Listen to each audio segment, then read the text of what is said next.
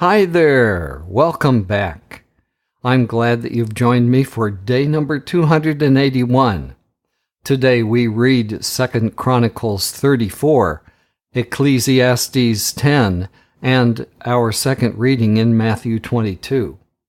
I love sharing these parable chapters of Matthew with you. They are some of my favorites.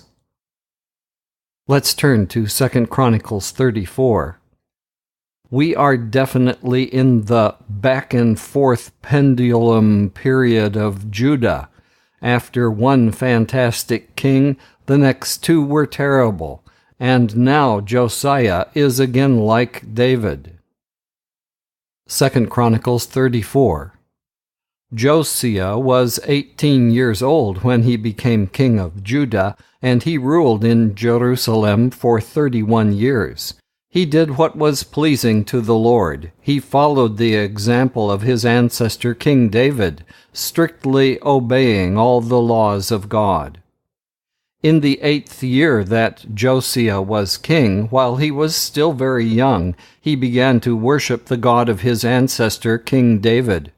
4 years later he began to destroy the pagan places of worship, the symbols of the goddess Asherah and all the other idols. Under his direction, the altars where Baal was worshipped were smashed, and the incense altars near them were torn down. They ground to dust the images of Asherah and all the other idols, and then scattered the dust on the graves of the people who had sacrificed to them. He burned the bones of the pagan priests on the altars where they had worshipped. By doing all this, he made Judah and Jerusalem ritually clean again. He did the same thing in the cities and the devastated areas of Manasseh, Ephraim, and Simeon, and as far north as Naphtali. Throughout the territory of the northern kingdom, he smashed the altars and the symbols of Asherah, ground the idols to dust, and broke into bits all the incense altars. Then he returned to Jerusalem. In the 18th year of his reign, after he had purified the land and the temple by ending pagan worship, King Josiah sent 3 men to repair the temple of the Lord God: Shaphan, son of Azaliah, Maaseiah, the governor of Jerusalem, and Joah, son of Joahaz, a high official. The money that the Levite guards had collected in the temple was turned over to Hilkiah, the high priest. It had been collected from the people of Ephraim and Manasseh and the rest of the northern kingdom, and from the people of Judah, Benjamin, and Jerusalem. The money was then handed over to the 3 men in charge of the temple repairs, and they gave it to the carpenters and the builders to buy the stones and the timber used to repair the buildings that the kings of Judah had allowed to decay. The men who did the work were thoroughly honest. They were supervised by 4 Levites, Jahath and Obadiah of the clan of Merari, and Zechariah and Meshullam of the clan of Kohath. The Levites were all skillful musicians. Other Levites were in charge of transporting materials and supervising the workers on various jobs, and others kept records or supervised as guards. While the money was being taken out of the storeroom, Hilkiah found the book of the law of the Lord, the law that God had given to Moses. He said to Shaphan, "I have found the book of the law here in the temple." He gave Shaphan the book, and Shaphan took it to the king. He reported, "We have done everything you commanded. We have taken the money that was kept in the temple and handed it over to the workers and their supervisors." Then he added, "I have here a book that Hilkiah gave me," and he read it aloud to the king. When the king heard the book being read, he tore his clothes in dismay and gave the following order to Hilkiah, to Ahikam, son of Shaphan, to Abdon, son of Micaiah, to Shaphan, the court secretary, and to Josiah, the king's attendant, "Go and consult the Lord for me and for the people who still remain in Israel and Judah. Find out about the teachings of this book. The Lord is angry with us because our ancestors have not obeyed the word of the Lord and have not done what this book says must be done." At the king's command, Hilkiah and the others went to consult a woman named Huldah, a prophet who lived in the newer part of Jerusalem. Her husband Shallum, the son of Tikvah and grandson of Harhas, was in charge of the temple robes. They described to her what had happened, and she told them to go back to the king and give him the following message from the Lord. "I am going to punish Jerusalem and all its people with the curses written in the book that was read to the king. They have rejected me and have offered sacrifices to other gods, and so have stirred up my anger by all they have done. My anger is roused against Jerusalem, and it will not die down. As for the king himself, this is what I, the Lord God of Israel, say. You listened to what is written in the book, and you repented and humbled yourself before me, tearing your clothes and weeping, when you heard how I threatened to punish Jerusalem and its people. I have heard your prayer, and the punishment which I am going to bring on Jerusalem will not come until after your death. I will let you die in peace." The men returned to King Josiah with this message. King Josiah summoned all the leaders of Judah and Jerusalem, and together they went to the temple, accompanied by the priests and the Levites and all the rest of the people, rich and poor alike. Before them all, the king read aloud the whole book of the covenant, which had been found in the temple. He stood by the royal column and made a covenant with the Lord to obey him, to keep his laws and commands with all his heart and soul, and to put into practice the demands attached to the covenant as written in the book. He made the people of Benjamin and everyone else in Jerusalem promise to keep the covenant, and so the people of Jerusalem obeyed the requirements of the covenant they had made with the God of their ancestors. King Josiah destroyed all the disgusting idols that were in the territory belonging to the people of Israel, and as long as he lived, he required the people to serve the Lord, the God of their ancestors. Now let's turn to Ecclesiastes 10. Here is a highlight from yesterday's reading. Verse 11. I realized another thing, that in this world fast runners do not always win the races, and the brave do not always win the battles. The wise do not always earn a living, intelligent people do not always get rich, and capable people do not always rise to high positions. Bad luck happens to everyone. Ecclesiastes 10. Dead flies can make the whole bottle of perfume stink, and a little stupidity can cancel out the greatest wisdom. It is natural for the wise to do the right thing and for fools to do the wrong thing.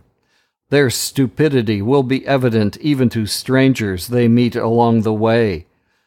They let everyone know that they are fools. If your ruler becomes angry with you, do not hand in your resignation. Serious wrongs may be pardoned if you keep calm. Here is an injustice I have seen in the world, an injustice caused by rulers. Stupid people are given positions of authority, while the rich are ignored. I have seen slaves on horseback, while noblemen go on foot like slaves. If you dig a pit, you fall in it. If you break through a wall, a snake bites you. If you work in a stone quarry, you get hurt by stones. If you split wood, you get hurt doing it. If your axe is dull and you don't sharpen it, you have to work harder to use it. It is smarter to plan ahead. Knowing how to charm a snake is of no use if you let the snake bite first. What the wise say brings them honor, but fools are destroyed by their own words. They start out with silly talk and end up with pure madness. A fool talks on and on. No one knows what is going to happen next, and no one can tell us what will happen after we die. Only someone too stupid to find his way home would wear himself out with work. A country is in trouble when its king is a youth and its leaders feast all night long. But a country is fortunate to have a king who makes his own decisions and rulers who eat at the proper time, who control themselves and don't get drunk. When you are too lazy to repair your roof, it will leak and the house will fall in. Feasting makes you happy and wine cheers you up, but you can't have either without money. Don't criticize the king even silently, and don't criticize the rich even in the privacy of your bedroom. A bird might carry the message and tell them what you said. Let's turn now to Matthew 22. With the parable of the 2 sons and the parable of the evil farmers, we are in the portion of Jesus' teaching where he both warns and confronts his enemies, showing divine wisdom that none can refute. Matthew 22. Jesus again used parables in talking to the people. The kingdom of heaven is like this. Once there was a king who prepared a wedding feast for his son. He sent his servants to tell the invited guests to come to the feast, but they didn't want to come. So he sent other servants with this message for the guests. My feast is ready now. My steers and prize calves have been butchered, and everything is ready. Come to the wedding feast. But the invited guests paid no attention and went about their business. One went to his farm, another to his store, while others grabbed the servants, beat them, and killed them. The king was very angry, so he sent his soldiers, who killed those murderers and burned down their city. Then he called his servants and said to them, My wedding feast is ready, but the people I invited did not deserve it. Now go to the main streets and invite to the feast as many people as you find. So the servants went out into the streets and gathered all the people they could find, good and bad alike, and the wedding hall was filled with people. The king went in to look at the guests and saw a man who was not wearing wedding clothes. Friend, how did you get in here without wedding clothes? The king asked him. But the man said nothing. Then the king told the servants, Tie him up hand and foot and throw him outside in the dark. There he will cry and gnash his teeth. And Jesus concluded, Many are invited, but few are chosen. The Pharisees went off and made a plan to trap Jesus with questions. Then they sent to him some of their disciples and some members of Herod's party.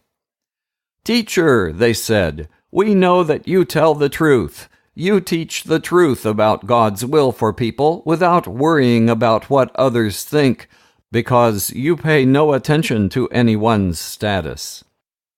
Tell us, then, what do you think? Is it against our law to pay taxes to the Roman emperor or not?" Jesus, however, was aware of their evil plan, and so he said, "You hypocrites, why are you trying to trap me? Show me the coin for paying the tax." They brought him the coin, and he asked them, "Whose face and name are these?" "The emperor's," they answered. So Jesus said to them, "Well then, pay to the emperor what belongs to the emperor, and pay to God what belongs to God." When they heard this, they were amazed, and they left him and went away. Please join me in prayer. Our dear Heavenly Father, we look forward to that great wedding feast of the Lamb of God. Thank you for inviting us and choosing us. We are those who came in last, the people your servants found along the road, unworthy of the honor. We thank you that we are sitting with you now in white wedding clothes that we did not make or purchase. We had nothing to wear that was so fine. These clothes were given to us, purchased by your Son at the cost of his life's blood. We accepted your gift, scarcely believing that we could be so fortunate. Now that you have brought us here, we desire to keep our clothes clean. Help us, Lord, every day, today, in keeping our clothes clean. May we live our lives in a way that shows that we understand the great cost that purchased our entrance into this new relationship with you. Thank you for Jesus' words. Many are invited, but few are chosen. He did not say, few accept the offer. He said, few are chosen.